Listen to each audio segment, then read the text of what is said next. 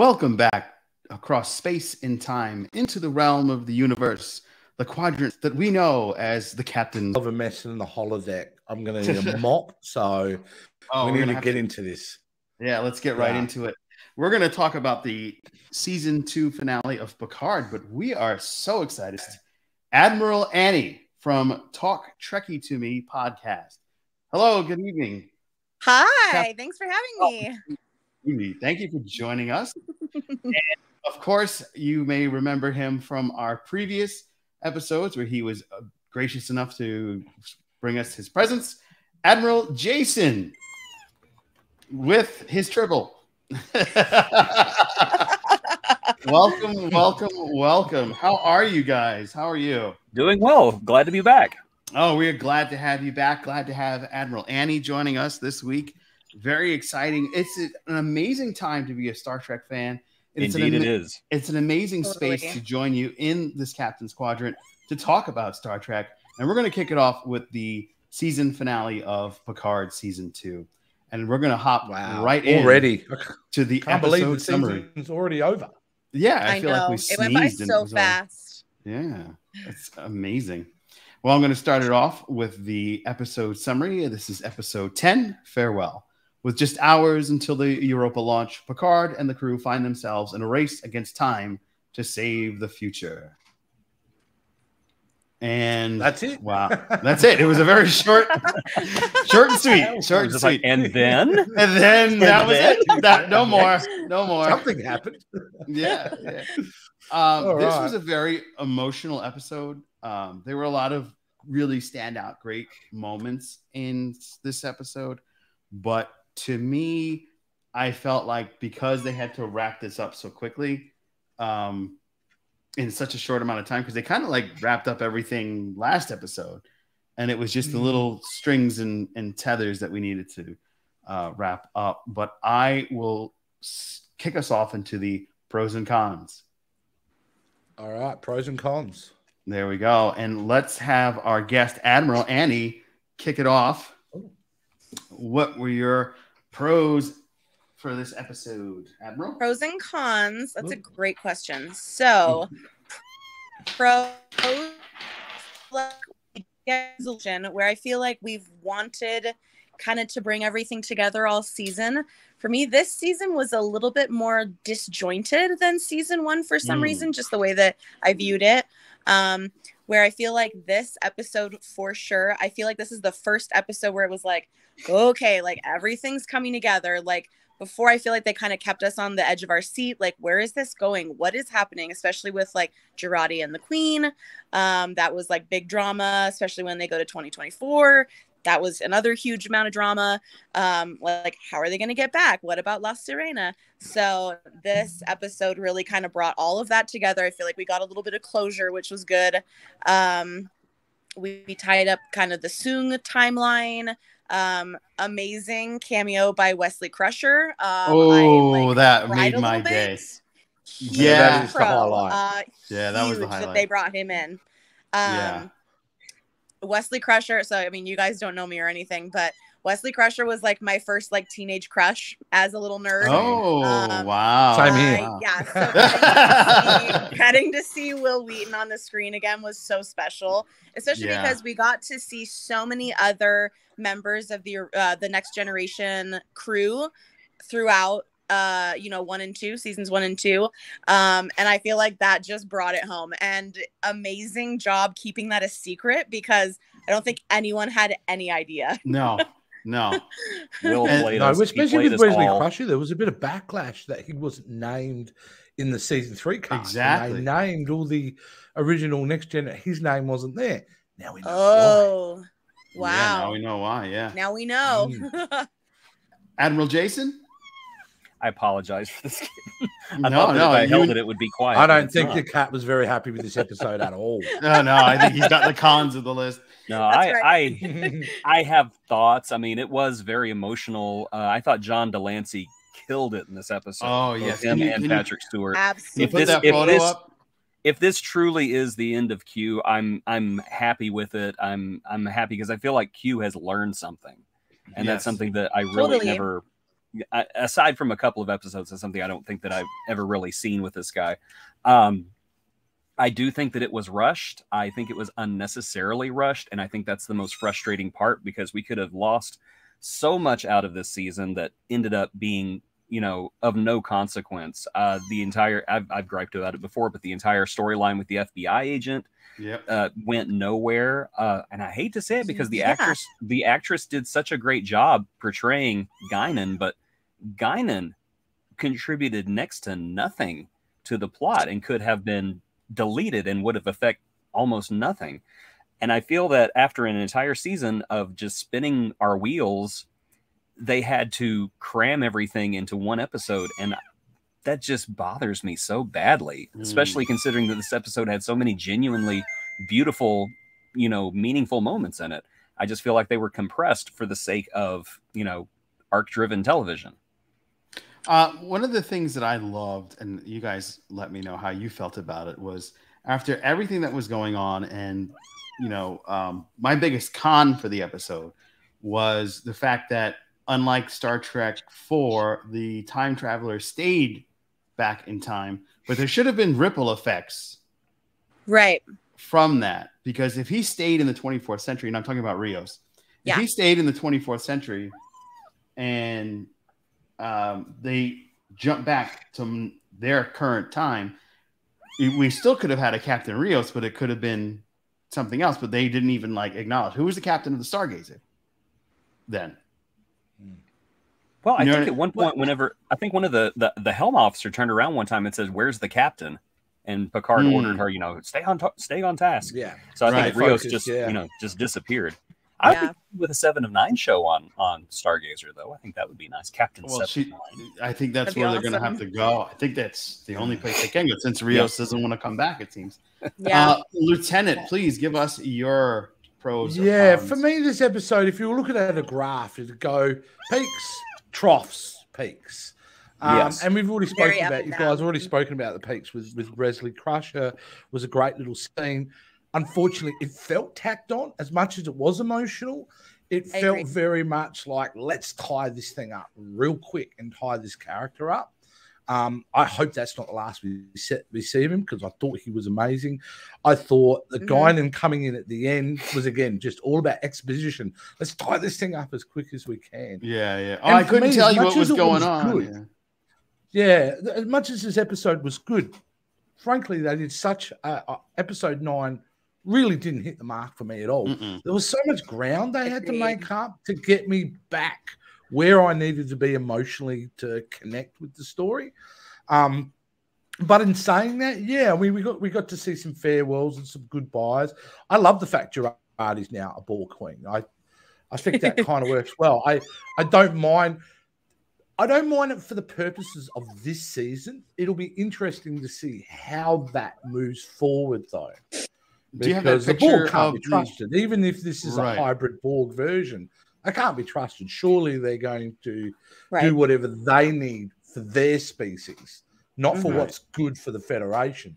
And let's make this clear. That's all that she was doing. I mean, she was this whole thing was about protecting the Borg, more so the rest of the Federation or the galaxy. She just needed them to achieve her goals. That's a good point. Which was good. Which I didn't mind that side of it. So yeah, I'm kind of a bit mixed. I think I really felt we could have avoided last episode. A lot of the filler, like you've said, Admiral Jason. This season has been chock full of filler. You know, I think Bruce Willis used to have a term for it. He called it fluffer or something like that. Yeah, fluff. And that's a term for that's the term for just filling out scenes because you're trying to get to a running time. So but overall, I would say if I was to rate, I don't usually like rating these things too much, but it's probably a 7 out of 10 this season. It's an improvement for me on season 1. But I was shocked, honestly. And the only thing I was shocked at was there no real lead into what season 3 will be. And I thought they might have. We don't really know what's coming, like, at all. No, not at all. Not at all. Not at all. Well, we do have that weird transwarp hub that opened. I mean, that could be it right there. Yeah, and I feel like I'm drama hoping will come from that. Yeah, I'm hoping that Wesley's cameo will pan out into next season as well. I just hope that they don't just drop it right there. No, Yeah. I don't think they will. Anyone else was hoping when that transwarp opened up that the Enterprise E would come with Captain Worf? Anybody? Yes. I really thought that was the way that they would end the season. I was like, and then it didn't That's happen. your cliffhanger, isn't it? At the end of the season, isn't it? That would have been arrives. Yeah. There's I thought we were something going to get a repeat of that Yeah. Discovery finale with the Enterprise showing up, but I guess Yeah. they wanted to have. Ironically, they wanted the season self-contained, even though none of the episodes were. Right. Exactly. Yeah. Yeah. And do you? I've got do you to think- say, I think you've hit on something there, and I'm still having an issue with Discovery and Picard over this. Is the season-long storytelling? I really am. I'm just super old, and I love episodic television. And we'll talk about. We are doing another Star Trek show after this, and I have a lot of things to say about episodic television after then. But yeah, I think that, and if you think about it, if in a season like Picard, why don't you have 2 or 3 different stories happening in that season? You could, rather than just one, and that would even work. Yeah. Yeah. Well, I mean, happened. I feel like they kind of did, though, in a way, with this whole storyline with Picard as a young boy and his mother, and then everything that's happening with Picard as an older man, that kind of thing. Yeah. And I feel like those 2 storylines, they got kind of muddied because they couldn't focus on one or the other.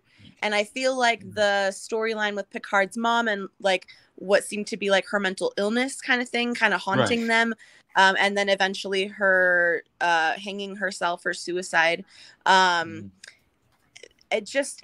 me, that almost felt like out of left field. It was like, not why are we talking about this? Because I feel like that's a valuable conversation. And I feel like Star Trek likes to have valuable conversations. It just felt kind of strong-armed in there. Like it didn't necessarily flow with the storyline with them getting back to their appropriate timeline, that kind of thing. It felt very confusing and kind of watered down the plot, in my opinion, instead of focusing on specifics. I feel like we kind of had 2 storylines going on, and I don't know if that worked necessarily.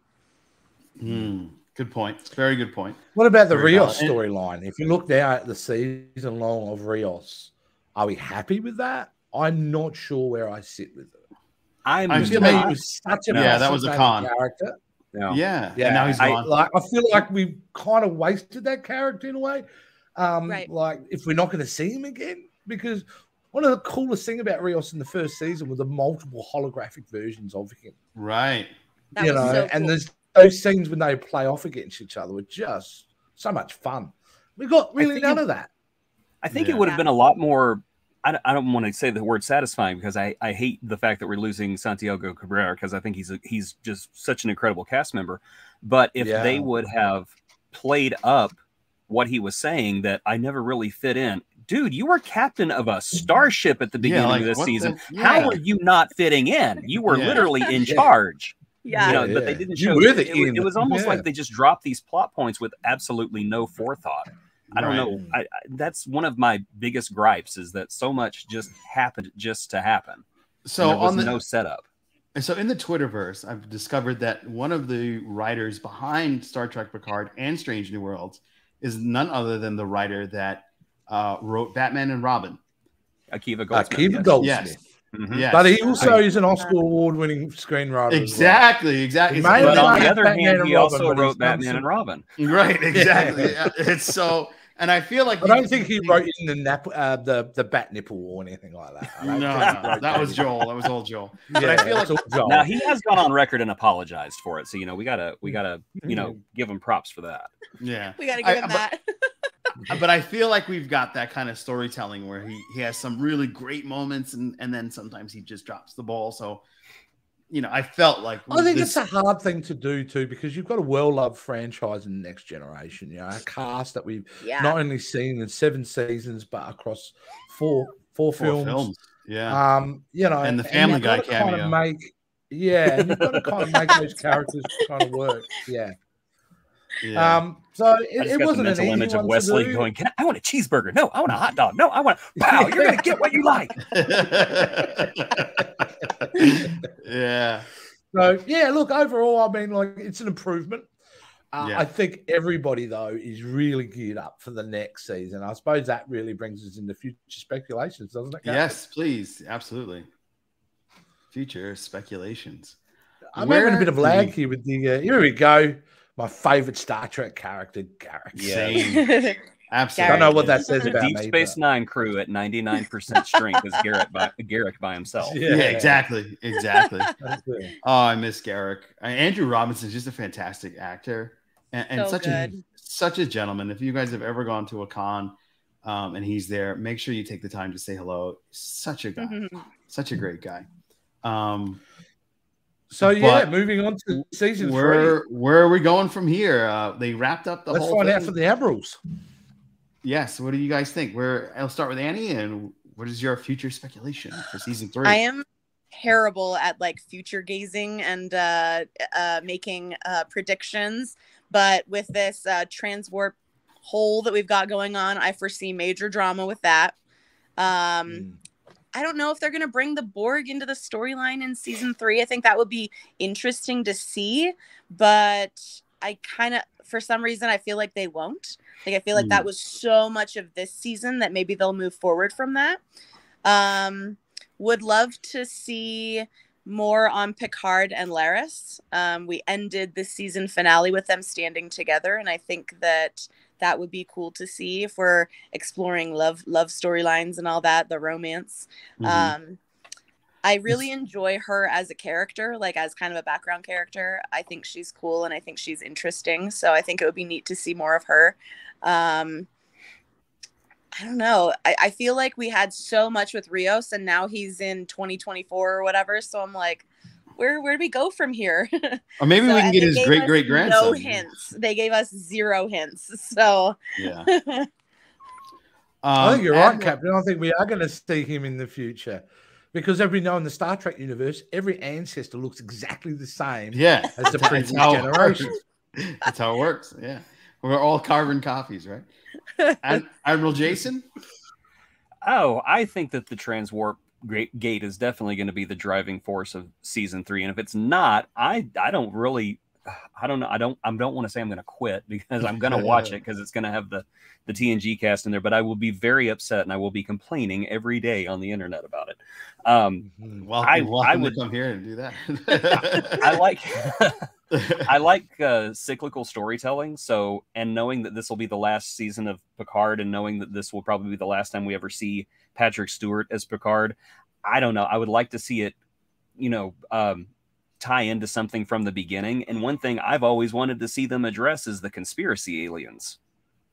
The little crab things, exploding head guys. I've always wanted to see them follow that up.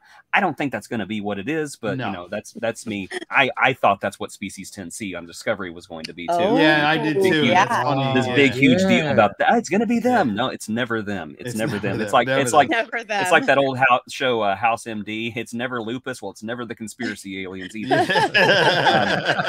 But yeah, I think that they're going to tie it back to something from the early days of TNG. It's got to be something that's going to bring the old crew back together.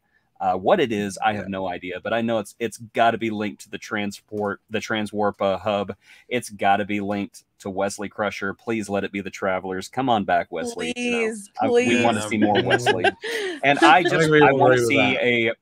want to see a prolonged episode-long catfight between Laris and Dr. Crusher over Picard with him sitting back in the lounge chair with a drink. Because her name was put up there, Gates McFadden, and she was like left out totally of the first just like daggers every time they walk by each other. Oh, that was cool. Mouthing mean fight scene. Yeah. Right. For me, I'm curious to see if season 1, if the villains in season 1 were the Romulans. In season 2, we've had the Borg. I mean, we're not if that's the way they're going, and it seems to be they're going. So we're looking at the Cardassians, maybe I Kim. thought that would be interesting. Maybe Klingons. Kylie. No, but Klingons perhaps. Because I mean, Klingons were almost every season ending arc was something to do with Worf and Gowron. Right. Yeah. Well, with Brent Spiner coming back, that's we always have lore out there floating around somewhere. So I mean, that's true. Yeah, they never lore back together, and they never. Maybe that was lore. Maybe that was B4. I don't know. It's another point. B4. B4. Poor B4. Never put back together, right? He never downloaded the right data. But in the first season, but aside from Romulan being the enemy, there was some type of tentacly portal that opened up. And that species of AI was supposed to come out and start ruling the galaxy. So maybe this transwarp has something to do with that species, because we never got full closure on that. We just got like this hole, and then this tentacle coming out like So in 3D. I actually think that the entire cast does not make it at the end of season 3. I would be very surprised if sacrifice themselves to save. I think Picard's definitely going to be gone. Yeah, Worf is just itching to sacrifice himself, which I will be very sad. Always a good day to die. Yeah. It's lunchtime. We'll go off Brent Spiner's character for like the 5th time, and it'll be Brent. Yeah. He is just immortal at this point. He will play any character, any iteration of a character. They'll make anything so that Brent Spiner can be in Star Trek, and I'm here for it. I love seeing him on I had some speculation that just hit me. We never found out why Q was dying. What if that's connected? We didn't. What if that's connected to the transwarp thing? What if it's a new threat that's kind of like canceling out the Q? Oh, I was waiting for that too, because I'm thinking, is Q dying because he feels it's him time to die? And then I quickly dismissed that because you can see how rattled he was. He wasn't really ready to die. And especially in that scene, that beautiful scene where Picard walks in and Q is just heads down, like defeated. Yeah. When he's sitting in the chair, right? And that emotional back and forth they have with it. And the hug. What can you say? That was an emotional moment for sure.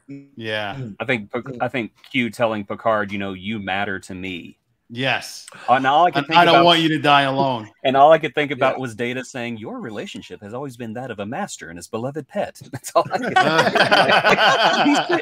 He's saying goodbye to his favorite pet before he dies. Yeah. Well, it's just weird to me. You know how I reckon Picard, he'll be dying in the last season. Yeah. I reckon that android shell that he has now, I think there'll be a problem there. Yeah.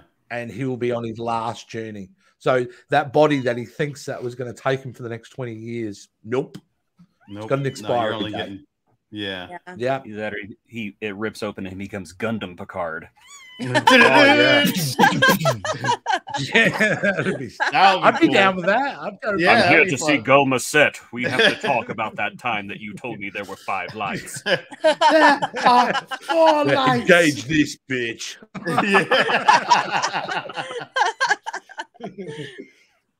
Very cool. Overall, what about the return of because he's no longer that's right. That was a good highlight. The ghost he's now back as captain of the. He was still an ensign. Yeah, he's still a cadet. He was still an ensign. Oh, okay, but he was on the Excelsior, right? I think he's a cadet. He was breaking protocol too because he was asking questions.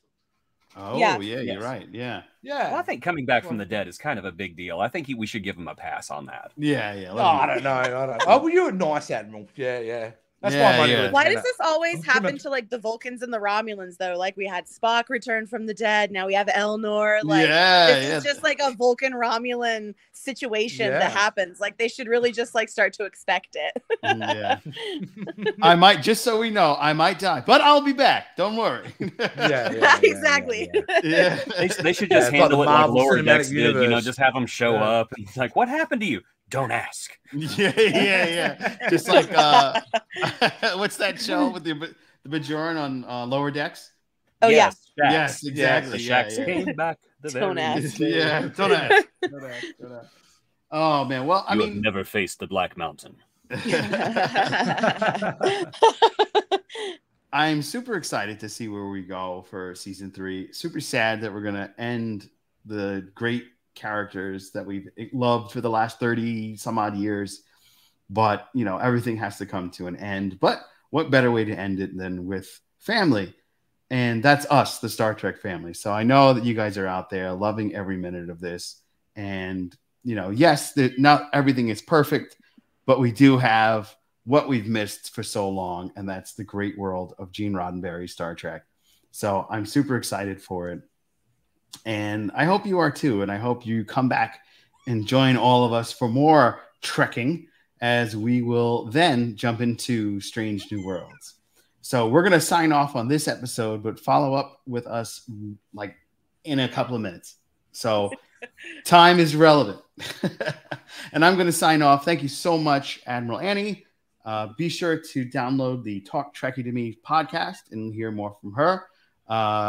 We lost our lieutenant. I think he got. Well, it appears I'm in charge now. You're always in charge, Admiral. I'm Joe Dove. I'm going to say thank you to Admiral Jason for joining us in this particular episode as well. It's always great to talk Star Trek, but it's even more fun to talk Star Trek with friends. And I'm going to sign off for our good lieutenant, at Jason, who I guess was beamed away for another mission. So hopefully he makes it. But he'll be back. He'll be back. And true, yeah, he was a Romulan and we didn't know. That's right. In true Star Trek fashion. Yes, he will return. But thank you for listening. Thank you for downloading. And if you're on YouTube, thank you for watching this section of Captain's Quadrant. We will be back with Strange New Worlds.